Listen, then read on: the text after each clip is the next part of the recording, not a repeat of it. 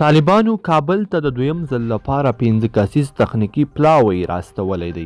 دا چې دغه پلاوی د کوم کار لپاره راستولی دی، د چا په مشرۍ راستولی دی او د چا سره تخنیکي مذاکرات کوي، دلته په اړه معلومات را سره کتلی شئ. درنو لیدونکو السلام علیکم، وخت مو په خیر.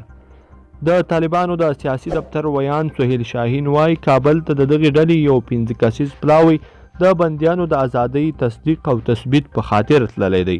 سهیل شاهین وایي دغه 15 کسیز پلاوی به د بندیانو د خوشي کولو په برخه کې تخنیکي ستونزو باندې له افغان حکومت سره خبرې وکړي. بلخوا د ملي امنیت شورا ویان جاوید فیصل هم تان ته تایید کړه چې د طالبانو یو 15 کسیز پلاوی کابل ته راغلی دی. نوموړی وایي دغه پلاوی به له افغان حکومت سره د پاتې طالب بندیانو د ازادۍ په اړه تخنیکي چارې مخته یوسي. دا په تیرو 2 میاشتو کې دویم ځل دی چې د طالبانو یو پلاوی کابل ته راځي او د بندیانو په اړه د افغان حکومت سره خبرې کوي.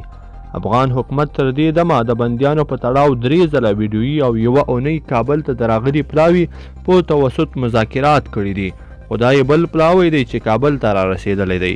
طالبانو یاد پلاوی په داسې حال کې کابل ته رالیږلی چې ولسمشر غني د ښه نیت له مخې د 2000 طالبانو د خوشي کولو امر کړی دی.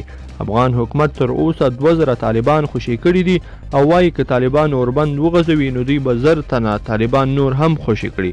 بل خوا سرچینې وایي د طالبانو او افغان حکومت ترمنځ نن د اختر په 6 هم نه اعلان شوی اوربند روان دی، په داسې حال کې چې په پروان کې د سیمهیزي اردو پر پوسته د طالبانو د برید راپور هم ورکول شوی دی.